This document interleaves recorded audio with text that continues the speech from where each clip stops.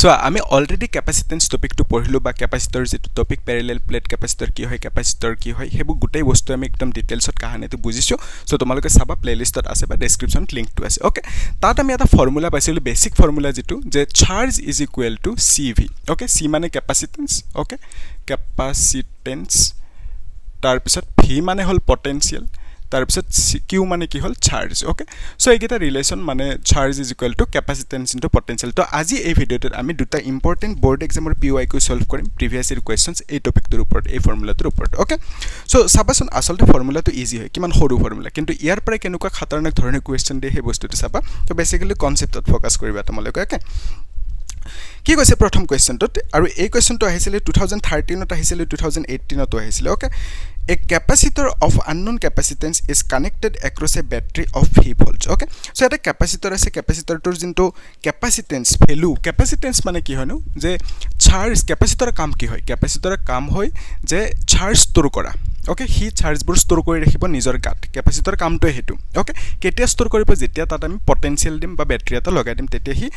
চাৰ্জবোৰ store কৰিব পাৰিব নিজৰ গাত কিমানখিনি ষ্টৰ কৰিব পাৰে হেতুকে আমি কও ক্যাপাসিটি বুলি বা ক্যাপাসিটেন্স বুলি ওকে সো ক্যাপাসিটেন্সৰ ফৰ্মুলাটো আমি এনেকৈ লিখিব পাৰো C = Q/V মানে কিমান ভোল্টেজ দিয়াৰ পিছত হি কিমান চাৰ্জ ষ্টৰ কৰিলে হেতুৱে ক্যাপাসিটেন্স এটা আমাৰ কোৱেশ্চনটোত কি কৈছে যে এটা ক্যাপাসিটৰ আছে ক্যাপাসিটৰটো আমি কিমান হয় ক্যাপাসিটেন্স নাজানো এটো হল সিম্বল ঠিক আছে এনেকৈ দুটা লাইন বনাবা প্যাৰেলেল তো এটো হল ক্যাপাসিটেন্সৰ সিম্বল সো এই ক্যাপাসিটৰটোৰ কিমানখিনি ক্যাপাসিটেন্স আছে আমাক দিয়া নাই আমি আননোন বুলি কৈছে ন আমি C বুলি ধৰি ললো ক্যাপাসিটেন্সটো ঠিক আছে তাৰ পিছত কি ক'লে যে এটো কানেক্ট কৰি ৰাখিছে এটা ব্যাটাৰিত তো ব্যাটাৰিত এনেকৈ কানেক্ট কৰি ৰাখিছে এটো হল ব্যাটাৰি ওকে সো ব্যাটাৰিত যেটা কানেক্ট কৰিলে ব্যাটাৰিটো কিবা এটা ভোল্টেজ থাকিব হেতু আমি নাজানো V বুলি ক'লে কোৱেশ্চনটোত ওকে তাৰ পিছত কি ক'লে যেতিয়া খিনি কৰিলে the charge stored in it is 360 মাইক্ৰোকুলম so যেতিয়া ক্যাপাসিটৰটোক ব্যাটাৰিত কানেক্ট কৰিব ইয়াৰ পৰা কি যাব চাৰ্জ যাব ক্যাপাসিটৰটোৰ গাত আৰু ক্যাপাসিটৰৰ কামটো হৈছে চাৰ্জবোৰ খোৱা বা চাৰ্জবোৰ ভৰাই ৰাখা নিজৰ গাত হয়নে সো ইয়াৰ গাত চাৰ্জ ভৰি যাব হয়নে কিমান চাৰ্জ ভৰিব হেতু আমি নাজানো কিউ বুলি ক'লো নাজানো নহয় আমাক দিছে আমাক কোৱেশ্চনটোত 360 মাইক্ৰোকুলম ওকে তো ইয়াতে চাৰ্জ কিমান জমা হ'ব 360 মাইক্ৰোকুলম ইমানখিনি জমা হ'ব এটা মাইক্ৰো মানে কি 10 টু দি পাৱাৰ -6 এনেকৈ লিখিব পাৰো 360 * 10 টু দি পাৱাৰ -6 লিখিব পাৰো এনেকৈ ওকে তো ইমানখিনি কুলম চাৰ্জ জমা হ'ব যেতিয়া এনেকুৱা কেছটো হ'ল তাৰ পিছত আমাক কি ক'লে যে when potential across the capacitor is reduced by 120 volt আগতে ভোল্টেজ কিমান আছিল V আছিল তো এবাৰ নতুন যোনটো কেছ কৈছে সেই নতুন কেছটোত কি ক'লে আকৌ এটা ডায়াগ্ৰাম বনাই দিও এনেকৈ ন সো এইটো নতুন কেছ ঠিক আছে এইটো হল ক্যাপাসিটৰ তাৰ পিছত ইয়াতে ব্যাটাৰিটো এনেকৈ লাগি আছে তাৰ পিছত এনেকৈ বনালো ইয়াৰ ভ্যালুটো কিমান হ'ব C এ থাকিব ইয়াতে যিমান আছিল C ইয়াতো হেতুৱে থাকিব সেম ক্যাপাসিটৰ কিন্তু ব্যাটাৰিটোত ভোল্টেজ আগতে V আছিল এবাৰ কি কৰিলে ভোল্টেজটো কমাই দিলে কিমান 120 কমাই দিলে ওকে সো 120 ভোল্ট যেতিয়া কমাই দিলে তেতিয়া কি হল when the potential across the capacitor is reduced by 120 আগতে আছিল V এবাৰ কিমান হল V - 120 কাৰণ 120 টো কমাই দিলে ৰিডিউস কৰিলে তাৰপিছত ক'লে the charge stored in it becomes 120 মাইক্ৰোকুলম আগতে চাৰ্জ কিমান আছিল ইমানখিনি আছিল 360 মাইক্ৰোকুলম এবাৰ ইয়াতে চাৰ্জ কিমান হৈ গল নতুনকে হেতু Q ড্যাশ বুলি কৈ দিও তো Q ড্যাশ কিমান হ'ব এতিয়া আগতে আছিল 360 এবাৰ হল 120 মাইক্ৰোকুলম ওকে 120 মাইক্ৰোকুলম তো ইয়াতে 1 মাইক্ৰোটোক 10 টু দি পাৱাৰ -6 লিখিব পাৰে ওকে তাৰ পিছত আমাক নাম্বাৰ 1 কোৱেশ্চন কি উলিয়াব দিছে the potential V and the unknown capacitance C তো V ৰ ভ্যালুটো কি হ'ব উলিয়াব দিছে নাম্বাৰ 1 কোৱেশ্চনটোত তাৰ পিছত C ৰ ভ্যালুটো কি হ'ব উলিয়াব দিছে নাম্বাৰ 2 কোৱেশ্চনটোত কি উলিয়াব দিছে যে what will be the charge stored in the capacitor if the voltage applied had increased তো ভোল্টেজটো যদি ভোল্টেজটো আগতে V আছিল এবাৰ যদি ভোল্টেজটো ইনক্ৰিজ কৰি দিয়ে কিমান ইনক্ৰিজ কৰা মানে প্লাস কৰিব লাগিব হয়নে সো কিমান 120 ভোল্ট এবাৰ ইনক্ৰিজ কৰি দিছে ওকে সো এতিয়া এই কেছটোত আগতে V আছিল এবাৰ 120 ভোল্ট ইনক্ৰিজ কৰি দিলে তো এবাৰ কিমানখিনি চাৰ্জ ষ্টৰ হ'ব হেতু আমাক উলিয়াব দিছে মানে চাৰ্জ কিমান হ'ব ষ্টৰ হেতু আমাক উলিয়াব দিছে এই কেছটো যেতিয়া ভোল্টেজটো ইনক্ৰিজ কৰি দিম ওকে ইজি হয় কোৱেশ্চনটো অলপমান জাস্ট টেকনিক্যাল হয় ওকে সো আসলতে আমি সেটআপটো এনেকৈ বনাই লওঁ যে এই যেটো সিনাৰিও ইয়াতে আমি কি লিখিব পাৰো ফৰ্মুলাটো কি হয় C = Q/V হয় নহয় তো ইয়াৰ পৰা আমি যদি Q = CV লিখি দিও Q = CV এনেকৈ লিখি দিও Q = CV ওকে C মানে ক্যাপাসিটেন্স V মানে ভোল্টেজ তো এই কেছটো যেটো চাৰ্জ হয় সেই চাৰ্জটো কিমান হয় 360 মাইক্ৰোটোক এনেকৈ ৰাখো এতিয়া ওকে কুলমটো নিলিখো মাইক্ৰো মানে 10 টু দি পাৱাৰ ঠিক আছে লিখি দিও কনফিউজ হ'ব পাৰে নহলে ন তো 10 to the power -6 লিখি দিলো ইয়াতো হেনেকে লিখিব লাগিব ন 120 into 10 to the power -6 হ'ব আৰু ইয়াতে কুলম লিখিব লাগিব এনো কাটি যাব বাৰু লাষ্টত সোৱা C মানে কি হয় ক্যাপাসিটেন্স তো আমি নাজানো C বুলে ধৰিলো আৰু V মানে ইয়াতে ভোল্টেজ তো হেতু নাজানো আমি এনেকে ৰাখি থলো ওকে এটো নাম্বাৰ 1 ডায়াগ্ৰামৰ কাৰণে এখিনি পালো এটা এই কেছটোত কি হ'ব এই কেছটোত যদি আমি Q = CV ফৰ্মুলা লগাও ইয়াতে আমি চাৰ্জ তো Q ডেশ বুলি ধৰিছো ঠিক আছে সো Q ডেশৰ ভ্যালুটো কিমান হ'ব 120 into 10 to the power -6 হ'ব তাৰ পিছত C মানে ক্যাপাসিটেন্স আমি নাজানো তাৰ পিছত V এবাৰ কিমান হ'ব ভোল্টেজ তো হেতু কমি গল ন এবাৰ 120 that is V - 120 লিখিব লাগিব ওকে C to C এ থাকিল V - 120 এনেকে লিখি দিলো ওকে সো এইখিনি পালো ওকে এটা চাবা আমি যদি এটোৰ পৰা এটুক ডিভাইড কৰি দিও ওকে এনেকে ধৰা এটুক 1 বুলি কৈ দিয়া এটুক 2 বুলি কৈ দিয়া ওকে সো আমি যদি 1 divided by 2 কৰো তেতে কি পাম 1 divided by 2 কৰিলে আমি 1 ৰ জায়গাত এখিনি লিখিব লাগিব 360 into 10 to the power -6 divided by 2 মানে কিমান হ'ব 120 into 10 to the power -6 হ'ব তাৰ পিছত is equal to কি লিখিব লাগিব এটু এটা ওপৰত লিখিছো তো CV টো ওপৰত লিখিব লাগিব আৰু তলত কি আহিব তলত আহিব ইয়াৰ ভোল্টেজ টো দ্যাট ইজ C আৰু এটা V - 120 আহিব ওকে বুজিছান জাস্ট ডিভাইড কৰি দিছো সো 1 ইকুৱেচন টো ওপৰত লিখিলো আৰু 2 ইকুৱেচন টো তলত লিখিলো এনেকে ইজি ওকে এটা নেক্সট স্টেপ টো চাবা এইখিনি কাটি যাব তাৰ পিছত 0 0 কাটি গল 12 3 গুণ 37 হল তো আমি লিখিব পাৰি C কাটি যাব ৰাইট তো 3 is equal to V divided by V - 120 লিখিব লাগিব ওকে এটা নেক্সট স্টেপ টো এখিনি ক্ৰস মাল্টিপ্লাই কৰে 3V হৈ যাব ন 3V হ'ব মাইনাস আৰু এটো 12 3 গুণ 37 হল তাৰ পিছত 0 এটা থাকিব ওকে 3 ৰে এটো এনেকে পূৰণ হৈ যাব is equal to V লিখিলো এটা ৰুল মতে V টো যদি এপিনে লৈ আহাত কি লিখিম আমি -V হ'ব is equal to 360 হ'ব হেতু এপিনে লৈ গলো ইজি এটা এটো কি লিখিম আমি 2V লিখিম 2V is equal to কি পালো 360 পালো ওকে এটা সোৱা নেক্সট স্টেপটো আমি কি কৰিম V = কি লিখিব লাগিব this implies V = আমি লিখিব পাৰো 360 divided by 2 ৰাইট তো এটো আমি কি পাম 2 1 গুণ 2 হ'ব 2 8 গুণ 16 হ'ব 180 হ'ব ওকে সো ভোল্টেজ যেটো আমাক বিচাৰিছিলে হেতু কিমান পালো 180 ভোল্ট পালো ওকে তো ভোল্টেজ বা পটেনশিয়াল যেটো বিচাৰিছিলে এটো কি হয় পটেনশিয়াল বা ভোল্টেজ জি কোৱা ওকে সো হে বস্তুটো আমাক বিচাৰিছিলে কিমান পালো 180 ভোল্ট পালো তো এটো আমি ইয়াতে লিখি ৰাখো 180 ভোল্ট ওকে ইজি হয় এটা আমাক কি লাগে ক্যাপাসিটেন্স সিৰ ভ্যালুটো তো তাৰ কাৰণে আমি যিকোনো এটা ফৰ্মুলা লৈ লও হয় নহয় সো আমি এনেকে লিখিব পাৰো যে Q = CV ৰাইট তো ইয়াৰ পৰা যদি আমি C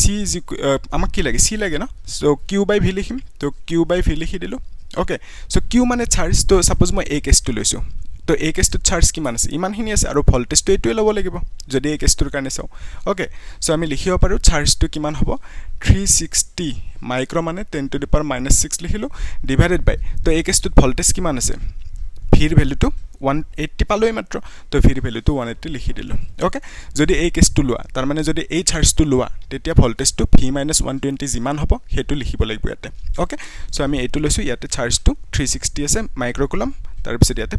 V আছে ওকে পটেনশিয়াল সো ইয়াৰ পৰা এখিনি ডিভাইড কৰিলে কি হ'ব এটো 2 হৈ যাব ন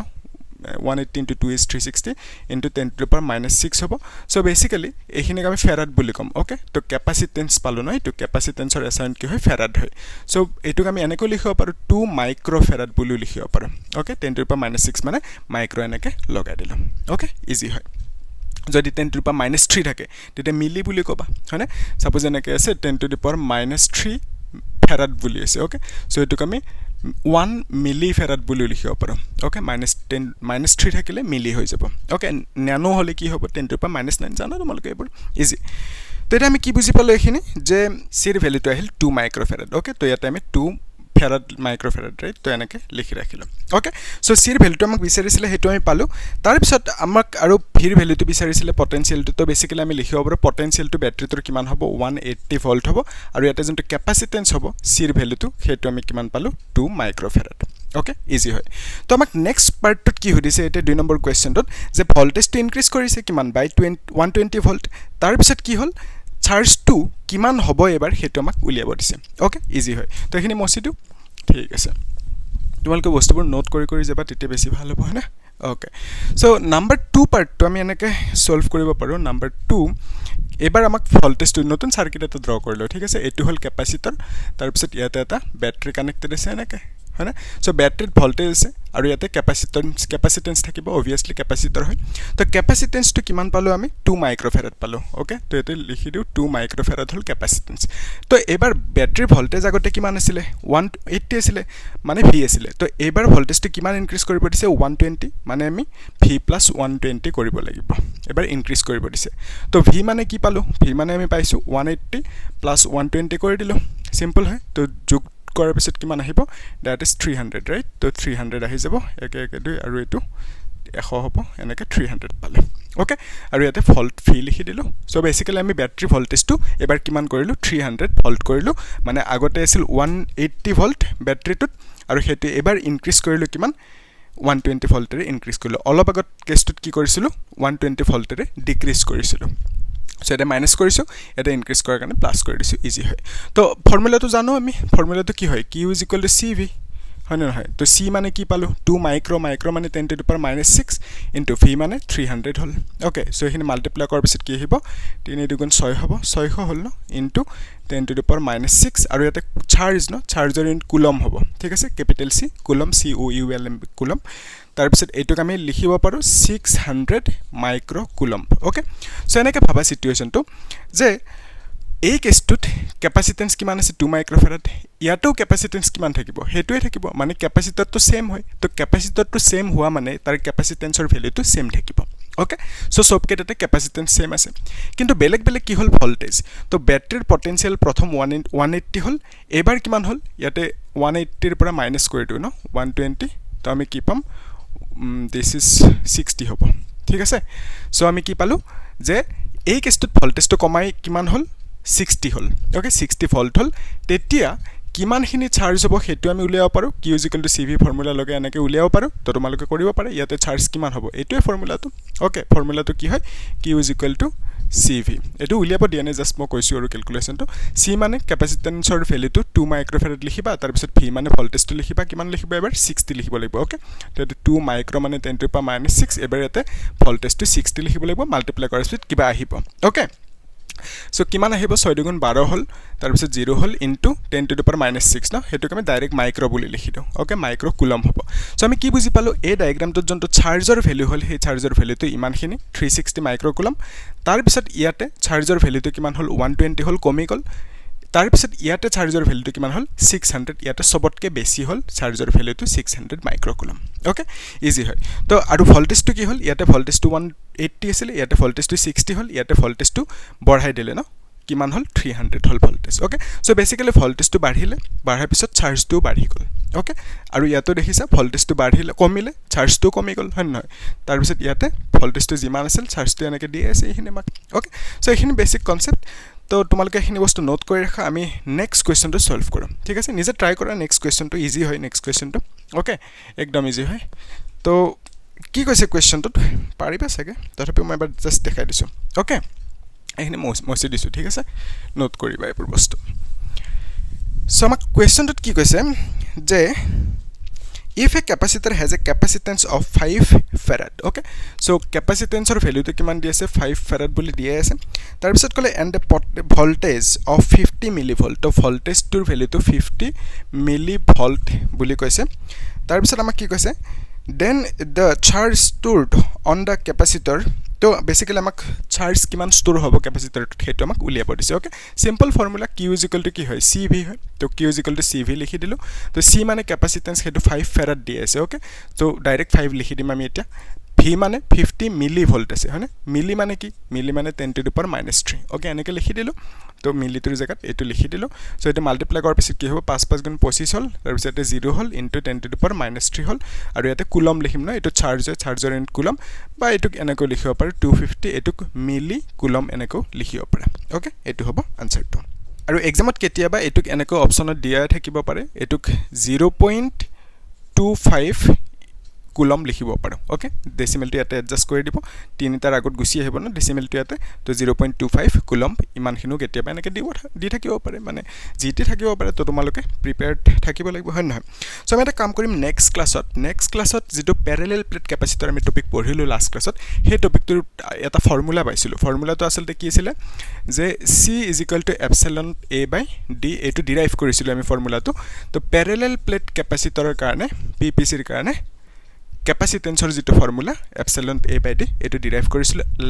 নেক্সট ক্লাছত আমি ইয়াৰ ওপৰত ইম্পৰ্টেন্ট কোৱেশ্চন সলভ কৰিম ওকে মই চুজ কৰি থৈছো হেগেটা আমি সাম নেক্সট ক্লাছত ঠিক আছে তোমালোকে এই কোৱেশ্চনটো হোমৱৰ্ক কৰিবা ভালকে আৰু মোক জনাবা কমেন্টত কি আনসাৰটো ওকে এটো কৰিলে সব কাহানি ক্লিয়াৰ হৈ যাব বিকজ